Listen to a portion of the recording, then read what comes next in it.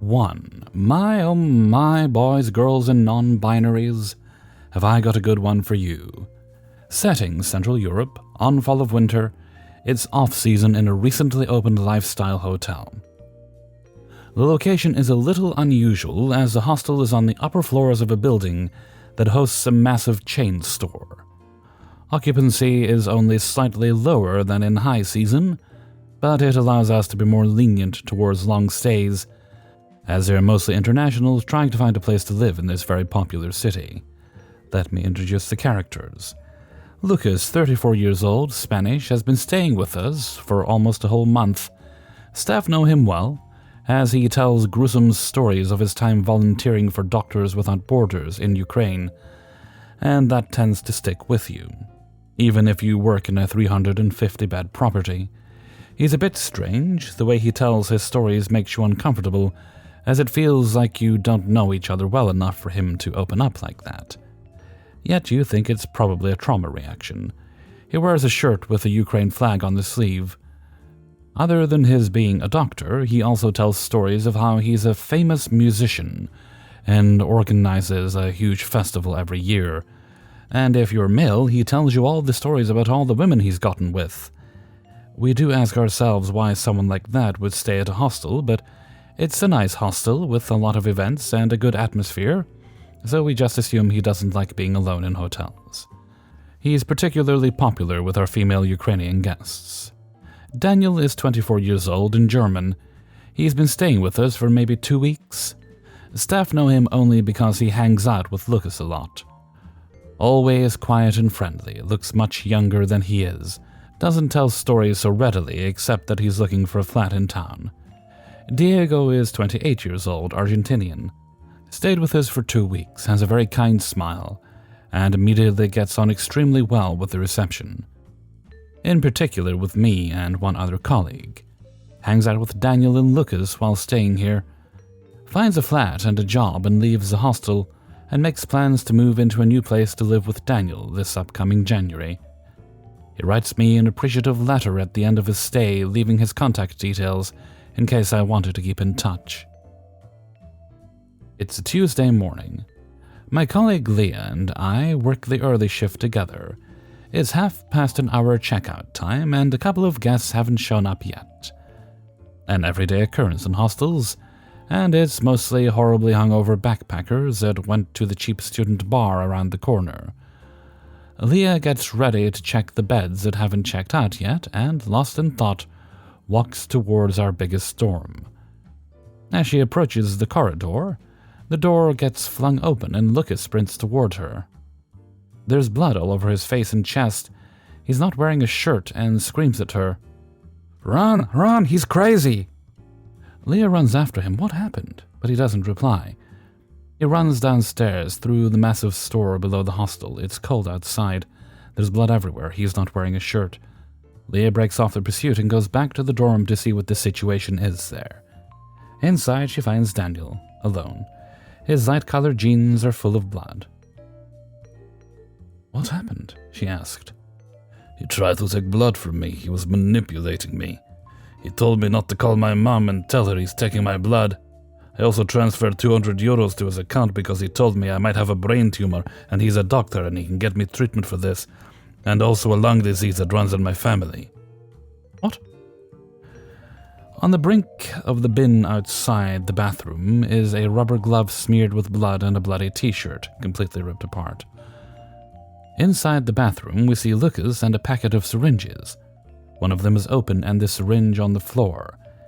Daniel, who is laughing, typical response to something traumatic happening, tells us he started thinking Lucas was a con artist about 3 days ago. At this point, he had already transferred money to him, though. He decided to keep playing along, hoping to nail Lucas down and turn him into the police. That morning, Lucas said he needed to take some of Daniel's blood to send it to the laboratory to run some tests. According to Daniel, Lucas tried to take the blood from his lower back while Daniel was inside the bathroom. Daniel refuses to get his blood taken and says, "You kept up a really good act," to Lucas. According to Daniel, Lucas reversed it and tried, "What are you talking about?" A couple of times tried to plead with him, told him his brain tumor was making him crazy, and as this didn't work, attempted to leave. Daniel held him by his shirt and punched his face. As Lucas tried to get away, the shirt tears and gets tossed onto the ground. Indeed, Daniel's fist is red and sore, and he holds it close to his body. We feel terrible for Daniel. I'm empathetic for him. He has a small growth at the back of his head that Lucas had him believe was a tumor. Other guests in that room had been complaining about someone smoking inside the bathrooms, and Daniel is quick to admit that Lucas and him had been smoking in the bathroom together for the whole stay. Yeah, but obviously there's more important matters at hand. Lucas shared so much with him, and smoking in a bathroom together is quite intimate, right? He probably made him believe they were close friends and that he can be trusted. I tell Daniel I've got an open ear in case he needs to talk. We can get some ice in a bag to cool Daniel's hand and call the police. It turns out Lucas is already at the police station. He ran straight there, just as he was without shirt and full of blood. While we wait for the police, we decide to clear the room of Lucas's luggage, and Daniel says he doesn't want to stay in his room another night, so he packs up his things as well. My boss and I pack Lucas' things, and Daniel makes a comment that we probably find a lot of fake passports if we were to look inside. But we didn't open anything, as his things are pretty much packed except for a charger and some loose items, so there's no reason to open anything. We store Daniel's and Lucas's things in our back office. Daniel asks for his things to be kept on the other side of the room to Lucas's, so they don't get mixed up. The police arrive at the hostel, and Daniel goes with them. As we wait, the whole staff comes together to come up with theories. I never believed his stories about him in Ukraine. Honestly, I thought he was an alcoholic, poor Daniel. But this is so stupid to transfer someone 2,000 euros. No, come on, they had a bond, don't be so quick to judge. Lucas will probably try to blame Daniel. He said run, he's crazy to Leah after all. At some point, the police come back to the hotel. They take the syringes, jacket, and bloody t-shirt out of the room, ask where the bags are, and are annoyed that we took them into the back office. Turns out Lucas claims Daniel stole some of his things, as well as 2,000 euros. Wait, what? My boss takes them to the back office and makes some comments, making it clear we were all shocked at what Lucas did. The police side-eye each other. They tell us Daniel's story isn't straight. First, he says something about 2,000 euros being transferred, and then at some point, he accidentally says something about cash. In the middle of questioning, he suddenly stops answering and refuses to speak to them. Lucas had to be sent to the hospital immediately, as his injuries were so bad. It's clear the police think that Daniel is the perpetrator. They're saying they're not releasing him. We're shocked. Daniel looks so young and innocent. Surely it's not him. We'd assumed Lucas would try to blame him, but the theories are on fire now. It's all anyone talks about all day. That evening, after the early shift and the police have gone home, Daniel comes back to the hostel. Even though the police had picked up his things earlier, he was still wearing the bloody jeans. And I saw them in the morning. That wasn't just a bit of blood. He was let go with a police report and a callback for further questioning. He's hoping to get some sleep, but we'd already blacklisted both of them. My colleague tells him that due to safety reasons, we cannot check him in, but will refund him the rest of his stay. Said and done, he leaves the hostel. She tries to get some information out of him before he leaves, but all he says is, Lucas is crazy. 15 minutes later, Lucas arrives. His face is broken, and he looks worse than my colleague could put into words. She says he was sweating out of fear Daniel would come back because he forgot something, and them confronting each other while she is alone in her shift. Luckily, Daniel doesn't come back. Lucas is very eager to talk. He tells her that Daniel was laughing like a maniac the whole time they were at the police. He tells her the police found out Daniel had been in prison 4 times in Germany, and that they found his 2,000 euros as well as drugs in Daniel's ass. He says Diego and Daniel are pro-con artists. So many questions. Our local police are not the brightest. They told us way too many details that were none of our business after all. But surely they wouldn't tell Lucas details like that. If they found money and drugs in Daniel's ass, they wouldn't let him go free, would they? A refund needs to be made onto the same card that was used for payment. My colleague asks for Lucas's card. He says the police still have it, and whether she could just give him some cash. She ends up calling our boss, and he tells her not to give him the full amount, but only about 100 euros so he can find himself a place to stay for the night. After Lucas leaves, she calls the police, and they tell her Lucas fled from the hospital before they could question him further. They don't know where he is. That is why they still have his wallet and documents. That evening, I take out the letter I got from Diego, and I call him. I ask if he knows anything about what happened, and he tells me he never trusted Lucas.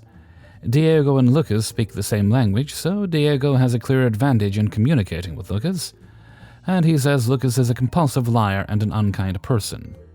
He says he trusts Daniel completely. The next day, new clues come to light. At the point of the standoff, they were alone in the room, and yet there's a witness from across the street. Someone was looking out their window on the same floor at the exact time it happened. What are the chances? What they saw is not what Daniel told us at all.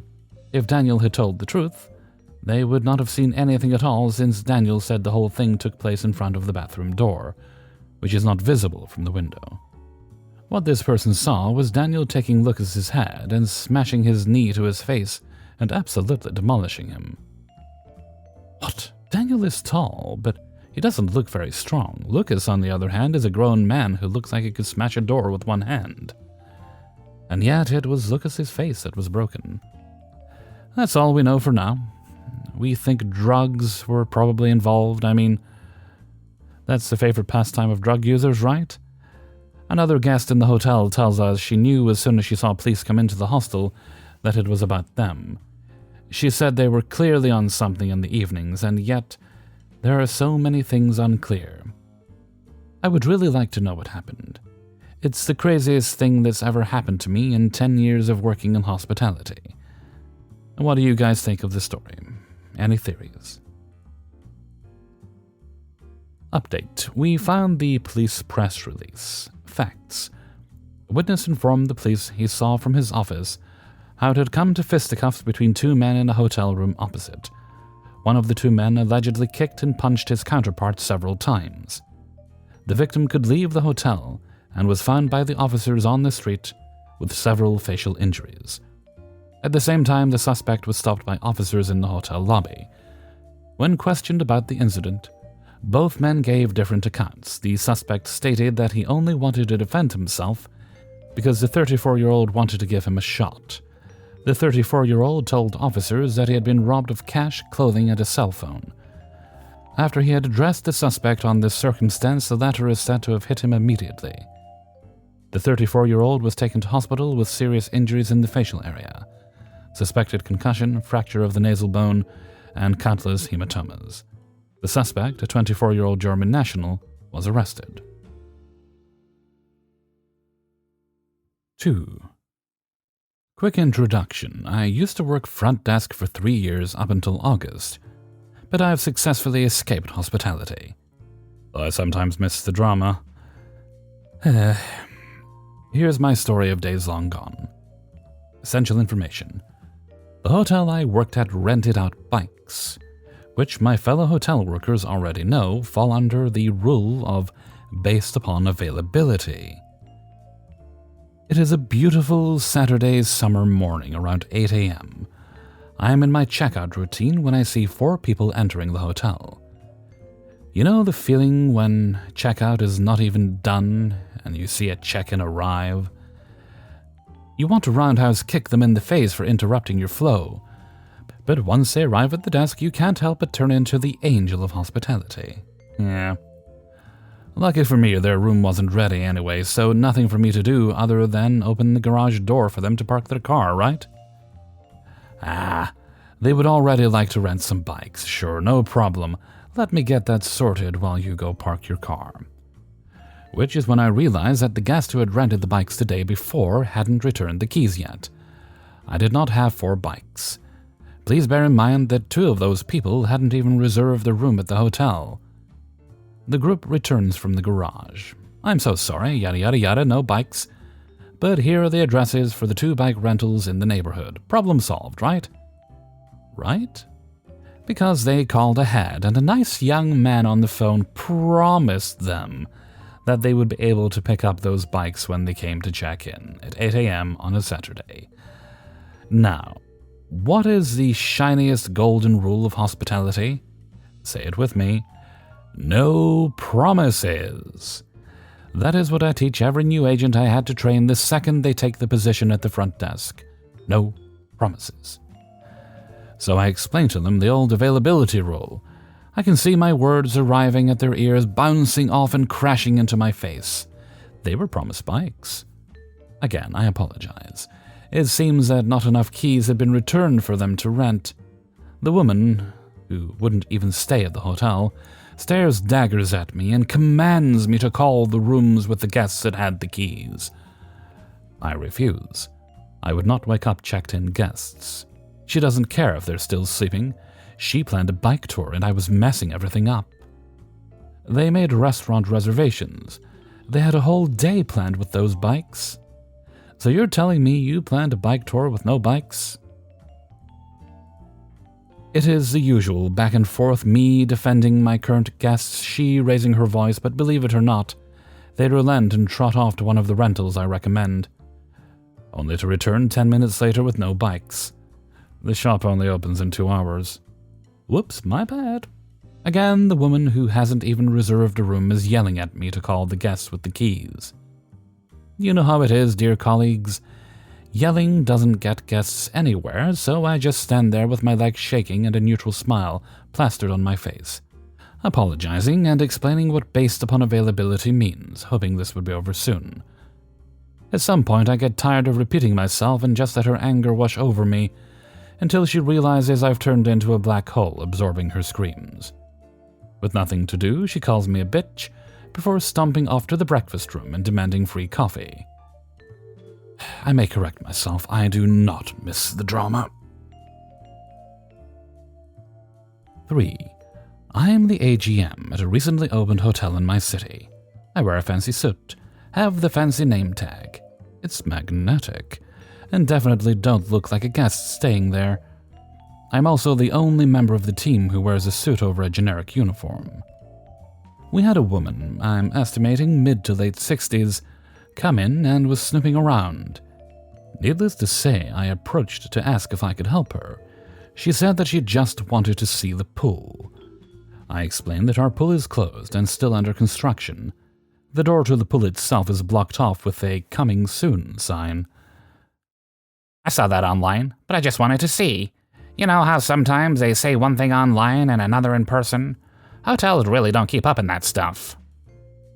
I'm paraphrasing. I'm aware that it is sometimes the case, but I assure you, Madame, the pool is closed and still under construction. We're excited and hopeful to see it open in early January.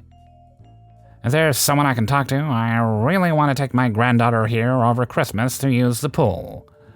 I am the AGM here, actually, and unfortunately, as I said, the pool isn't expected to open until the new year. There literally, physically, is no pool right now. A lady goes up to the FDA and asks about the pool and booking to use it over Christmas. The FDA is slightly confused. As my manager, they gesture to me, explained, the pool won't be open. The lady looks at me, then back at the FDA. Is there a manager I can speak to? Again, my name tag literally says manager in fun, bold letters. Madame, I am the assistant general manager, and in fact, the current acting general manager. The actual GM was away aiding with another property opening. The lady looks at the FDA. I just don't understand. Why can't I speak to the manager? Me and the FDA exchange a confused look. Madame, I assure you, I am the only manager on the property. I can't believe this. I want to speak to a manager. I am the manager. I said I want to speak to the manager. Madame, I am the manager. I am the one you want to speak to. She turns to the FD agent. Call the manager right now. This service is so unacceptable. I just want to bring my granddaughter to use the pool over Christmas. Madame, again, I am the manager, and as I've repeatedly told you, We do not have a pool that will be available over Christmas. There is no pool. Why didn't you just say that? It says you have a pool online. This is not acceptable. I'm going to speak to the manager and get you all fired. At this point, I'm Ryan Reynolds done with this. Sure, please do. I'll be more than happy to fire myself, then collect severance for unlawful termination. It will make for a great Christmas bonus. I'll take my wife and kid to Fiji. Your manager will hear from me. How dare you ruin my granddaughter's Christmas? I'll make sure to tell everyone you won't let anyone use your pool. The lady then stormed out. I recognize the lady may be in the early stages of something serious, but in the entire interaction, she was very clear-headed. I don't think I've had anyone so forcefully deny my existence like this before. 4. I need to get some things off my chest. Since I started as a front desk agent at a 3-star business hotel early this past summer, there has been an elderly woman who has slowly but surely descended into complete delusional and harassing behavior. First story I heard of her was in our shift notes. She was complaining to one of my coworkers that it was dangerous to have foreigners in the hotel because they carry diseases. She later told me that a technical issue with her TV was probably the Chinese. People of color staying at this hotel have complained about her for inching away from them or generally breaking social norms. She told a black police academy student that she doesn't support his profession while also backing away from him slowly, which put me in the super great position between validating this guest's perspective that this was a skin color thing while trying not to gossip about other guests. In retrospect, I should have validated him completely without referencing her other actions. Lesson learned for me. Months go by, and every week, this guest requests her folio printed out and sent to her, which is normal, but the way she did it was, "Can I have a folio? Even though the manager overprices the market items." Or something like that, with a little guffaw to flourish the interaction with passive aggression. Fast forward a couple of months, she started saying we're trying to harm her, that we've been violent, that the engineers throw corrosive acid on her fridge, and that her doctors said that she has an infection caused by the chemicals used to clean her carpet. We didn't even use chemicals. It was just warm and maybe soapy water, because the cleaning reason wasn't for anything severe. And then she turned around and said we ought to be cleaning her carpet properly. So she lies routinely about us trying to poison her. She also called the desk one night sounding like she was choking. Our front desk assistant that night called 911 because it sounded like the guest couldn't breathe. The FDA went back on the line with the guest, who was suddenly perfectly fine and said she choked on coffee. When the FDA told her EMS was on the way, she said, "Oh, fine, let them come," and then kept them for upwards of 30 minutes to tell them about the trials and tribulations she faces at our property. She made one of our night staff workers sob because she threatened to send the worker, Sarah, to jail. She has no power to do this, obviously, and Sarah did nothing illegal. But this worker is very, very sensitive and has apparently been falsely accused and consequently faced jail time in the past. So the whole thing was very traumatizing to hear. The nightmare guest follows her around during the night shift and films her doing her night shift duties to document her illegal activities. I don't think cleaning the pool area is a crime, but whatever. The morning I came in to see Sarah sobbing in the office because of this woman's abuse was one of glorious catharsis in the end. The nightmare guest came to the desk while Sarah was still there, at the adjacent desk there too. She asked me to print all 48 of her folios or something. I was cold and civil, as I've always been with her. She started talking to me about Sarah's illegal behavior and false accusations, and some other delusional BS. Sarah is a very petite, high-pitched voiced woman that says sorry way too much, and I was naturally feeling very protective. Our exchange went as follows. I told her not to talk to me about Sarah and that I wasn't interested in what she had to say. She got all huffy and says, "I'm a paying customer." As if that means I have to do whatever she wants and be told lies and a bunch of information I couldn't even do anything about if it were true. I snap back, "Actually, you're a nightmare." She gets all angry and shaky in the way only senior citizens can, and says she won't be spoken to in this disrespectful tone, to which I respond, "Oh yeah? How's it feel?" The whole time I kept my voice down to avoid disturbing guests in the breakfast area. All for naught. Sarah starts yelling at this guest for trying to intimidate her, threaten her freedom, etc. I put my hands gently on Sarah's shoulders and very gently pushed her towards the back office and shut the door in an effort to de-escalate the situation. Another co-worker actually called the police, which seemed extra, but whatever, who took statements from the guest and my manager. All this happened before 8 a.m. We tried to kick her out, but in our region, guests inhabiting any accommodation for upwards of 30 days have tenant rights, so a formal eviction was filed. She somehow convinced the judge that this should go to a jury trial. There was a hearing about this. She has been scheduled for a full jury trial. Months from now. She is literally like a stubborn Victorian ghost. She walks the halls at night, and her moods are so erratic. It's really sad, honestly, but mostly just pathetic and annoying. She hates us. She hates the property. She feels harassed and unsafe and accuses anyone that talks back to her of violence, even if all we do is tell her to leave us alone and stop repeating all these details of fictional events that most of us have no control over anyways. And yet she won't leave.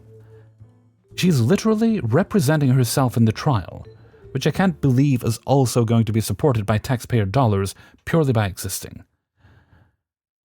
She has sued multiple major hotels for conspiracy to harm, overcharging, etc. She has been dismissed every time in the end. She's a con artist. I hope somebody enjoyed this very long tale. 5. I'm brand new to the front desk world, worked in pizza places for 10 plus years before this job, and I began training November 3rd in the morning for 2 weeks. In that time, 2 different trainers passed me back and forth almost every 2 days, and the other new guy had worked at a hotel before, so I am the only brand new employee at this time that has no clue what he's doing. I've done my best to retain all the info I've been taught, but it's been a lot at once. The computer check-in system, MR, is from the 90s, and I'm 31, so going back in time to learn this technology has been a bit of a challenge and annoying as hell for me. Fast forward to the end of training, and I start working overnight. I wanted to do overnights because I'm already a night owl, but it's obviously not as busy during this time, so my experience level hasn't exactly skyrocketed these past 2 weeks. My one supervisor is nice when all the other employees are around, but as soon as Thursday rolls around and it's only me and the older Spanish lady out on the floor all night, and I make a mistake or two, she turns into a raging bitch. Then says she came to work in a bad mood already, and is just looking out for me. So making me feel like a complete idiot for not knowing every single in and out of an outdated system is acceptable. There's a bit of a language barrier between the older lady and I, so I don't feel comfortable asking her questions when we get busy. She acts like she doesn't know what I'm trying to ask her anyways. So I gave up on trying to ask for help. The supervisor sits in her little side closet room alone while I'm checking groups in with specific demands that I'm trying to learn and abide by, as I'm learning the regular way to check people in as is. Am I crazy for feeling singled out for making the same mistake back to back, when I have no time to even think about how to correct myself or catch the mistakes as I'm making them? Last night the bitch says, I don't know what you're doing, but you keep booking people in dirty rooms. You did it 3 times. Well, maybe if you weren't hiding your fat ass behind the wall, you would come out and help me. I wouldn't be so nervous with a line of 15 glaring at me fumble through the keyboard, wondering why I can't get to the next screen. Somebody please tell me I'm not insane, because the way I'm being gaslighted at work is making me feel like a fucking idiot. And I thought I was getting the hang of things. I do know for a fact that the guests like me more than the supervisor and the older lady. I am always kind of apologetic for any of my own mistakes as well as others around me, or just negative situations that have occurred for guests throughout their travel to the resort. Honestly, I think I've received more positive feedback from guests than the 2 people who are supposed to be training me. I'll be checking back to see what people think. Please be honest. I want to be the best employee I can be, and I know I'm not a dumbass. Hey everybody, Hellfreezer here, and thank you very much for listening to Coahw, episode 102. And thank you very much to everyone who allowed me to use their stories in this video. If you haven't done so already, please do hit the like button before you go.